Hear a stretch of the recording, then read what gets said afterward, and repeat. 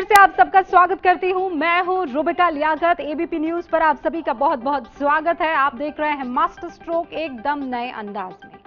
खबरों के master stroke की शुरुआत भगवान श्री राम के नाम पर। अमावस्या के दिन भगवान राम अयोध्या पहुंचे थे। उनके स्वागत की तैयारी में अयोध्या के एक एक कोने को दिए से सजा दिया गया था। वहां रहने वाला हर मर्द हर औरत, आपको ये बता दूं मैं, सजा और सवरा था। और इसीलिए इस तिथि को रूप चौदस के रूप में भी मनाया जाता है और छोटी दीपावली के तौर पर भी। योगी आदित्यनाथ जब से सीएम बने हैं वो छोटी दिवाली को कुछ उसी अंदाज में मनाने की कोशिश करते हैं और आज भी वैसा ही हुआ। सबसे पहले 5 लाइनों में आप पूरी की पूरी खबर जान लीजिए। योगी आदित्यनाथ ने अयोध्या में सरयू किनारे दीपोत्सव मनाया। 3 लाख दिए जलाकर वर्ल्ड रिकॉर्ड बनाने का दावा भी। दीपोत्सव से पहले योगी आदित्यनाथ ने जनपद फैजाबाद का नाम बदलकर अयोध्या करने का ऐलान किया। अयोध्या में एयरपोर्ट बनेगा जो भगवान राम के नाम और मेडिकल कॉलेज राजा दशरथ के नाम पर होगा। सीएम योगी ने कहा कि पूरा देश ये देख रहा है कि अयोध्या क्या चाहती है। दुनिया की कोई ताकत अन्याय नहीं कर सकती है। योगी आदित्यनाथ ने ऐलान किया कि यूपी में हम राम राज्य लाएंगे, ऐसा शासन जहां किसी प्रकार की दुख और दरिद्रता नहीं होगी।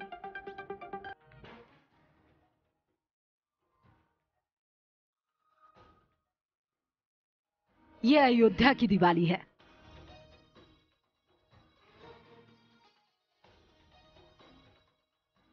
वही अयोध्या जहां 21 लाख साल पहले भगवान राम के वनवास से लौटने पर पूरी नगरी ऐसे ही जगमगा उठी थी।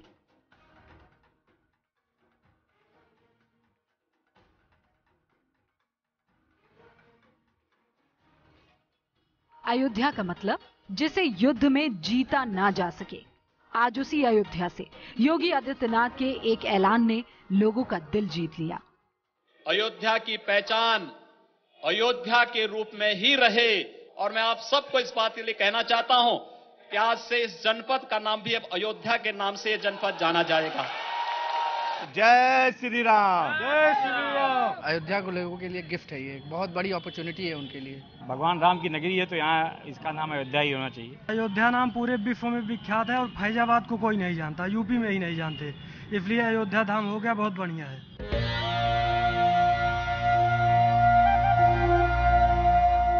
भाषण के दौरान नारे लग रहे थे, योगी जी बस एक काम करो, मंदिर का निर्माण करो। लोगों को इंतजार था कि वो मंदिर पर कुछ कहेंगे। योगी ने इशारों में अपनी बात कह दी। भावनाएं आज हिलोरे मार रही है, न केवल अयोध्या में, उत्तर प्रदेश में, पूरे देश के अंदर हर व्यक्ति देख रहा है, जान रहा है अयोध्या क्या चाहता है। आपको आश्वस्त करने के लिए आए हैं, अयोध्या के साथ कोई अन्याय नहीं कर सकता, दुनिया की कोई ताकत नहीं कर सकती है। सीएम योगी ने विदेशी मेहमानों के साथ सरयू की आरती की। इस अलौकिक नजारे का सबको इंतजार था। गिनीज बुक की टीम भी दिए जलाने और रिकॉर्ड बनाने के इंतजार में इस वक्त वहां मौजूद है।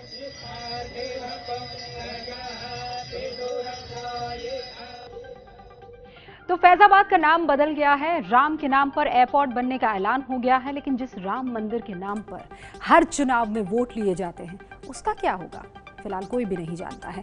अभी तो मकसद ये है, बस इतना है कि अयोध्या चर्चा में बनी रहे, चाहे राम मंदिर के नाम पर, चाहे फैजाबाद का नाम बदलने के नाम पर चर्चा होती रहनी चाहिए।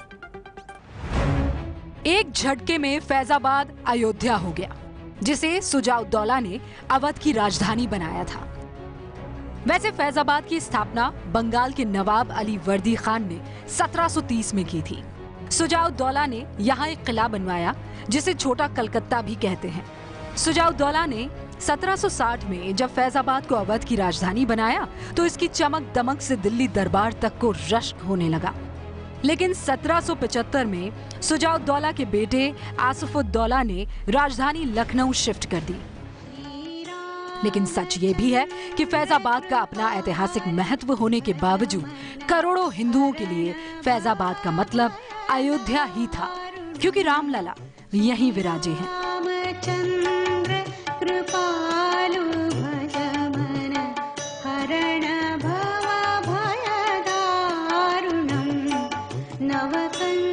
कञ्जलोचन कञ्जमुख कर कञ्ज पद कञ्जारुणम् श्रीराम। अप्रैल 2018 में 500 एकड़ पर बनने वाली न्यू अयोध्या का प्रस्ताव पास हुआ।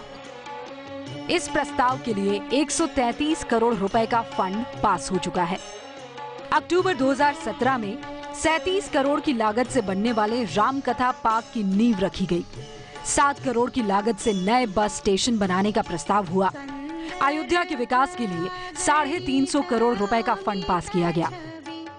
इतना ही नहीं, विकास के कामों पर खुद सीएम की नजर रहती है। पहले कोई मुख्यमंत्री अयोध्या आता था, विगत 1.5 वर्ष में 6 से अधिक बार मैं स्वयं अयोध्या आया हूं। अयोध्या की सड़कों को साफ करवाया गया। अयोध्या की सड़कों को चौड़ाकरण करके अयोध्या के घाटों के सुंदरीकरण के कार्य को भी आगे बढ़ाया।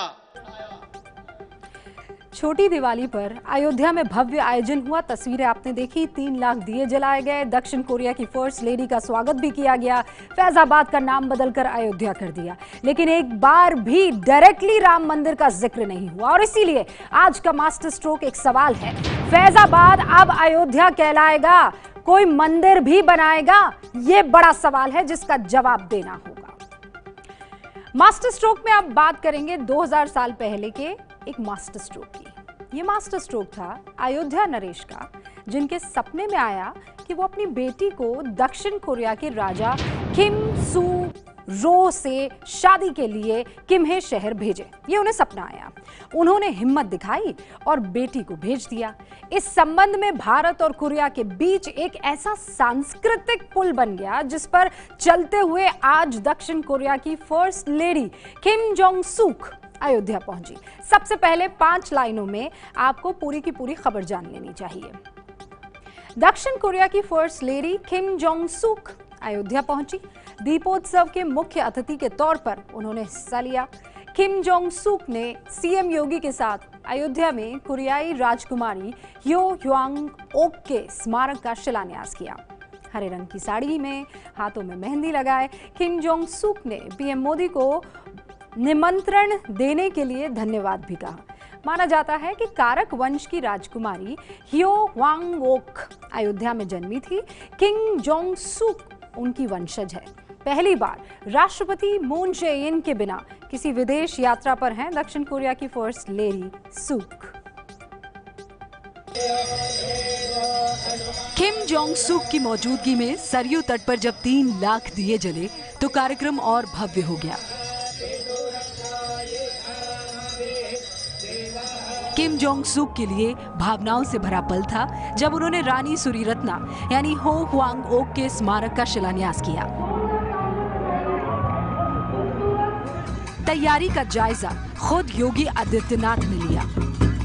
अयोध्या और कोरिया का एक ऐतिहासिक संबंध रहा है और उसी से जुड़ा हुआ ये स्मृति स्थल है जहां पर इस वक्त जो रिपब्लिक ऑफ कोरिया की पहली महिला है वो यहां पर पहुंचने वाली हैं। सबसे खास था सूक का मंच से हरे रंग की साड़ी में आकर हाथ की मेहंदी दिखाना। 아름다운 우정에도 행운이 가득하길 빕니다. भारत और कोरिया की वर्षों पुरानी मित्रता को एक नया रूप मिले और दोनों देशों के अनुकूल संबंधों और वृद्धि के लिए प्रार्थना करती हूँ। किम जोंग सूक के अयोध्या आने पर कई कार्यक्रम हुए। इनमें एक था कोरियाई कलाकारों का डांस।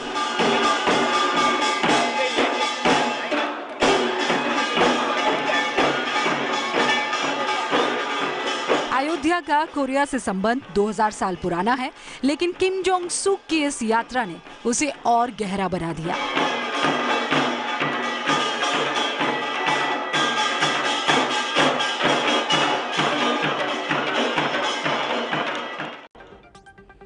ये डिजिट्स भी बड़े इंटरेस्टिंग है। साल 2001 और 2001 में जब अटल बिहारी वाजपेयी की सरकार थी, तभी इस 2000 वर्ष पुराने रिश्ते का हमें पता चला। उस वक्त किम्हे के मेयर अपने एक शिष्टमंडल के साथ अयोध्या आए और इसी शिष्टमंडल ने यह दावा किया था कि कारक वंश की रानी हु हुआंग ओक जो है वो अयोध्या में पैदा हुई थी और वहां के शासक किम सुरोरो से उनकी शादी हुई। करीब 2000 साल पहले उन्होंने ही कारक वंश की परंपरा की नींव रखी थी। यहीं से भारत और दक्षिण कोरिया के इस नए संबंध की शुरुआत हुई। कोरिया गणराज्य की प्रथम महिला माननीय श्रीमती किम जोंग सुक जी।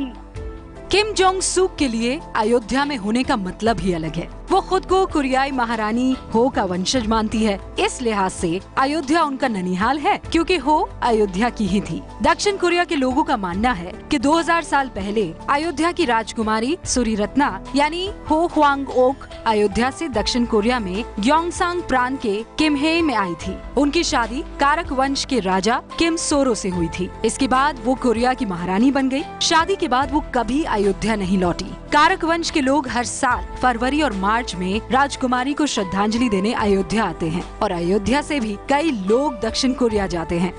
97 में मैं 4 बार कोरिया गया हूँ। पहली बार मुझे इनवाइट किया था प्रधानमंत्री तत्कालीन मिस्टर जॉन पिल किम ने। उनके आमंत्रण पर मैं कोरिया गया था और उसके बाद ये सिलसिला शुरू हुआ यहाँ पे हर साल आने। वैसे अयोध्या सिर्फ किम जोंग सुक के लिए ही अहमियत नहीं रखती। इंडोनेशिया समेत कई दक्षिण एशियाई देश भी भगवान राम से जुड़े हैं। थाईलैंड में एक शहर का नाम अयोध्या के ही नाम पर अयोध्या है। तस्वीरें देख लीजिए।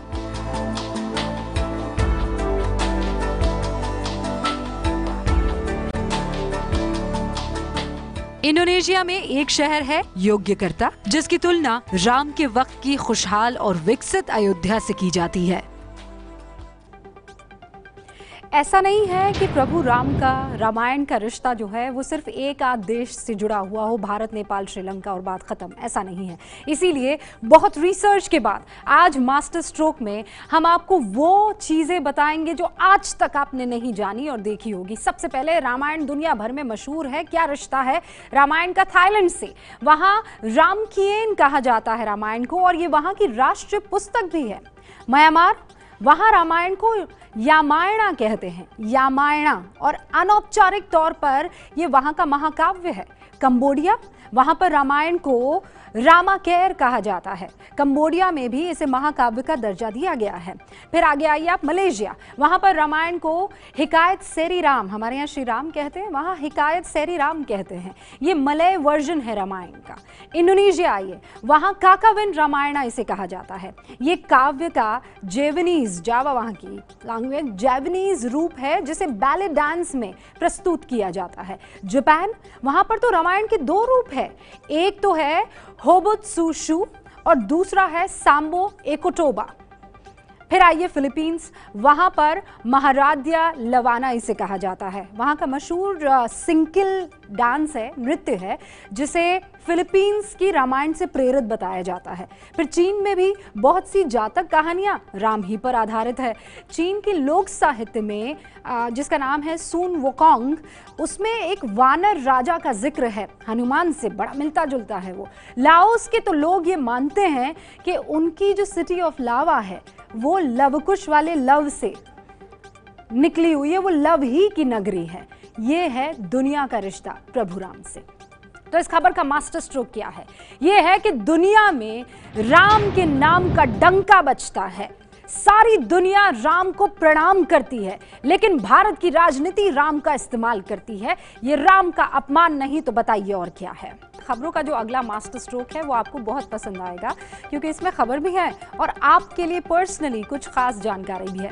कश्मीर से लेकर हिमाचल और फिर उत्तराखंड के कई इलाकों में देखिए ऐसे ही बर्फबारी हो रही है। बहुत मुमकिन है कि आज सुबह जब आप सोकर उठे हो तो आपको भी ठंड लगी हो, और अब ये जो मामला है वो लगातार बढ़ता चला जाएगा। ठंड आपको महसूस होती रहेगी। आज रूप चौदस है, नरक चतुर्दशी है, जो मौसम बदलने का एक संकेत भी है। इस दिन का मतलब क्या है और क्यों आपको अपने स्वास्थ्य के लिहाज से आज की तिथि का महत्व समझना चाहिए, हम आपको आगे मास्टर स्ट्रोक के साथ बताएंगे। लेकिन पहले आज की 5 बड़ी बातें इस खबर की आप जान लीजिए। जम्मू कश्मीर के जोजिला में 4 दिन तक जबरदस्त बर्फ में फंसे 2 ट्रक ड्राइवर्स को आखिरकार निकाल लिया गया है। 11,500 फीट की ऊंचाई पर सेना और वायुसेना के जॉइंट ऑपरेशन से दोनों ड्राइवर को बचाया गया। ड्राइवर शमशेर सिंह और अजीत सिंह अब सुरक्षित है और उन्हें गुमरी में बने हैबिटेशन सेंटर पर ले जाया गया है। 2009 के बाद पहली बार नवंबर में कश्मीर घाटी में भारी बर्फबारी हुई है। दिल्ली आ रहे 500 करोड़ के सेब का नुकसान हो गया है। -8 डिग्री में दिवाली पर कल केदारनाथ मंदिर जाएंगे प्रधानमंत्री नरेंद्र मोदी। तबाही के बाद बने केदारनाथ में विकास के कामों का वो जायजा लेंगे।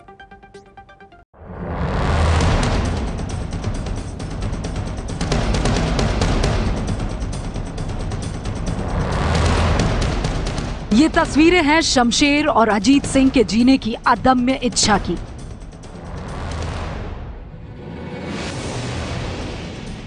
ये तस्वीरें हैं सेना और वायुसेना के जवानों की कौशल की।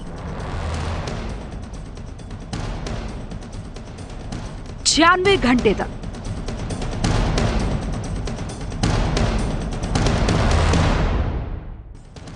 दोनों ट्रक ड्राइवर जोजिला के 2 लोकेशन 0 पॉइंट और इंडिया गेट के बीच बर्फीले तूफान में फंस गए थे। 72 घंटे तक दोनों को बचाने की हर कोशिश नाकाम हो गई। रविवार को 3 बार एयरफोर्स ने हेलीकॉप्टर लैंड करने की कोशिश की, लेकिन खराब मौसम की वजह से हो नहीं पाया। 72 घंटों में 5 फीट और बर्फ पड़ गई। आखिरकार वायुसेना का चॉपर मौके पर पहुंच गया। दोनों को ट्रक से निकाला गया, चाय पिलाई गई और फौरन इलाज के लिए गुमरी भेज दिया गया। श्रीनगर लद्दाख हाईवे बर्फबारी में बंद है। आशंका है कि घाटी समेत कई इलाकों में हालात इस बार ज्यादा खराब होंगे। कश्मीर में 9 साल पहले इतनी बर्फबारी हुई थी। केदारनाथ भी बर्फ की चादर में लिपटा है। किन्नौर के भरमौर की बर्फबारी में 3 लोग फंस गए थे, जिन्हें वायुसेना ने कुछ घंटों की कवायद के बाद निकाल लिया। और अब जो भी काम आप कर रहे हैं उसे कुछ टाइम के लिए छोड़ दीजिए, क्योंकि ये आपके काम की खबर है। आप दिवाली सेलिब्रेट करने वाले हैं और आपको किन किन चीज़ों का ध्यान रखना चाहिए अपनी सेहत के लिए, अभी हम ये बताने वाले हैं। तो जैसा मैंने शुरुआत में ही आपको बताया कि अगर आप दिल्ली, पंजाब और हरियाणा, उत्तर प्रदेश में रहते हैं तो आपको आज कल से ज़्यादा सर्दी लगी होगी और ऐसे बदलते मौसम में तबीयत बिगड़ती है। आपका पहला सेंटेंस क्या होता है? मौसम बदल रहा है ना, इसीलिए तबीयत खराब हो गई है। हमारे जो त्योहार और उनकी मान्यताएं हैं, मौसम का उस पर बड़ा असर है, या फिर ये कहिए कि मौसम का बड़ा असर उनसे जुड़ा हुआ रहता है और इसीलिए उनके जो नियम कायदे हैं ना, वो इन्हीं के इर्द गिर्द घूमते रहते हैं और वही फिर हमारी परंपरा का रूप ले लेते हैं। कायदे से देखिए इस रिपोर्ट को।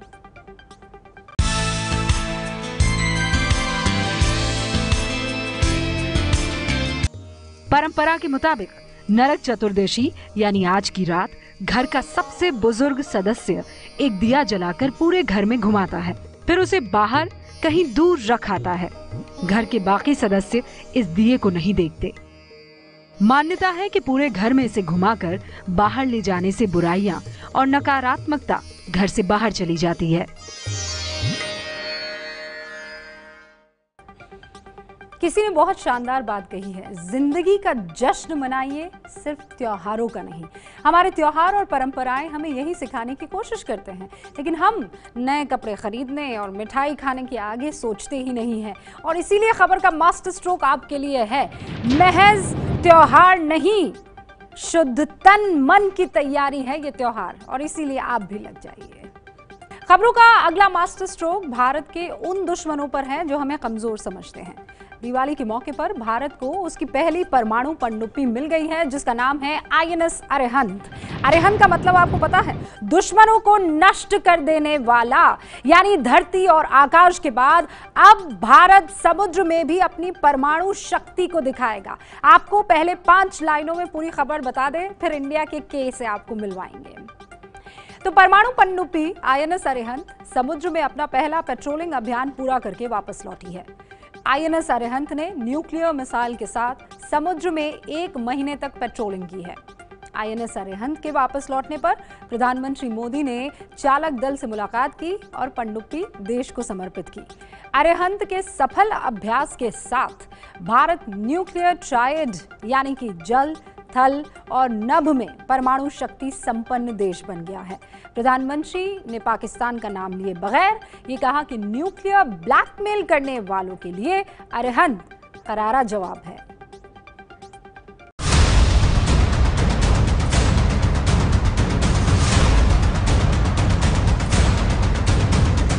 INS अरिहंत को एक कोड नेम दिया गया है, के यानी कलाम।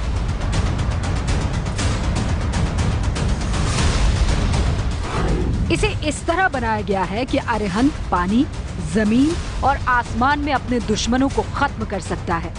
समुद्र में इसकी पहली पेट्रोलिंग तब हुई जब चीन की पनडुब्बियां भी हिंद महासागर में गश्त कर रही थी। प्रधानमंत्री मोदी ने चालक दल से मुलाकात कर उन्हें बधाई दी और दुश्मनों को चेतावनी। अरिहंत भारत के दुश्मनों के लिए एक खुली चेतावनी है कि वे भारत के खिलाफ कोई दुस्साहस न करें। भारत किसी को छेड़ता नहीं, लेकिन अगर कोई भारत को छेड़े तो भारत उसे छोड़ता भी नहीं है। भारत दुनिया का छठा देश बन गया है जिसने खुद अपनी परमाणु पनडुब्बी बनाई है। ये आपकी एक पनडुब्बी है जो आपके देश से कई हजार मील दूर पानी के नीचे है और उसको ये कमांड मिल सकती है प्रधानमंत्री से कि अब आप मिसाइल लॉन्च कर दीजिए। तो इसका मतलब आपने न सिर्फ एक पनडुब्बी को पानी में भेजा है, पर आपने पूरा अपना सिस्टम वैलिडेट किया है कि आपका कमांड एंड कंट्रोल, आपका कम्युनिकेशन लिंक्स, आपका सब कुछ प्रूव हो गया है।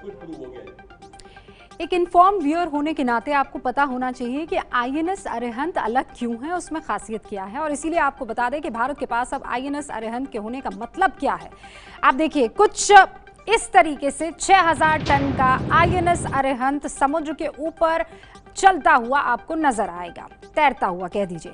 लेकिन जब तक दुश्मन कुछ समझ पाएगा, ये सीने को चीरता हुआ, ग्राफिक्स के जरिए आप देखिए, सीने को चीरता हुआ ये अंदर समा जाएगा, किसी को पता भी नहीं चलेगा। INS अरिहंत समुद्र में करीब 300 मीटर की गहराई तक जा सकता है और महीनों तक इसी गहराई में रह सकता है बगैर ऊपर आए। ईंधन लेने के लिए भी INS अरिहंत को पानी की सतह पर आने की कतई जरूरत नहीं है। INS अरिहंत किसी दूसरी पनडुब्बी से अलग इस माने में है कि इसके अंदर परमाणु मिसाइलें हैं, मौजूद होंगी। ये समुद्र के अंदर से ही 750 से 3500 किलोमीटर दूर तक दुश्मन को मार सकती है। 15 मिसाइलें 750 किलोमीटर तक और 15 बैलिस्टिक मिसाइलें 3500 किलोमीटर तक निशाना लगा सकती है। यह है खूबी INS अरिहंत की।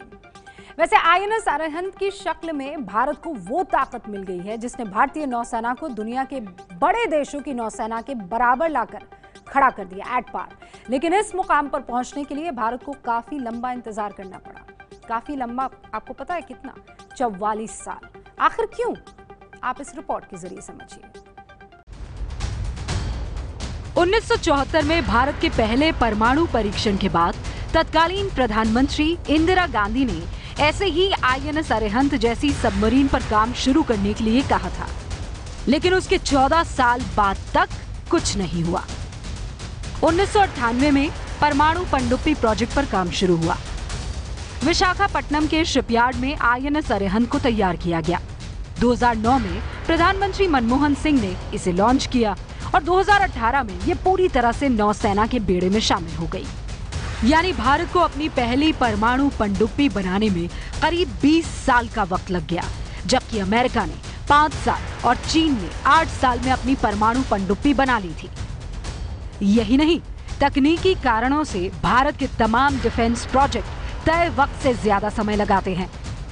जैसे हवा से हवा में मार करने वाली अस्त्र मिसाइल को तैयार होने में 14 साल लगे। हल्के लड़ाकू विमान तेजस की स्वीकृति 1983 में मिली थी, लेकिन अब तक वो फाइट के लिए तैयार नहीं है। एंटी टैंक मिसाइल नाग के सफल परीक्षण में 35 साल का वक्त लग गया। यही वजह है कि हथियारों की दौड़ में भारत कई बड़े देशों से पीछे रह गया है। कुल मिलाकर भारत स्वदेशी हथियारों के मामले में देर से आया है, लेकिन अच्छी बात यह है कि दुरुस्त आया है। एक मिलिट्री स्ट्रेटेजिस्ट हुआ करते थे सन त्सू, चीन के। वो कहते थे कि किसी भी युद्ध की श्रेष्ठ कला है बगैर युद्ध किए ही दुश्मन को अपने काबू में रखना, और भारत इस नीति पर हमेशा कायम भी रहा है। मास्टर स्ट्रोक क्या है? वो ये कि युद्ध की देश की मंशा कतई नहीं है, लेकिन तैयारी इस देश की पूरी है। ये है एबीपी न्यूज़, आपको रखे आगे।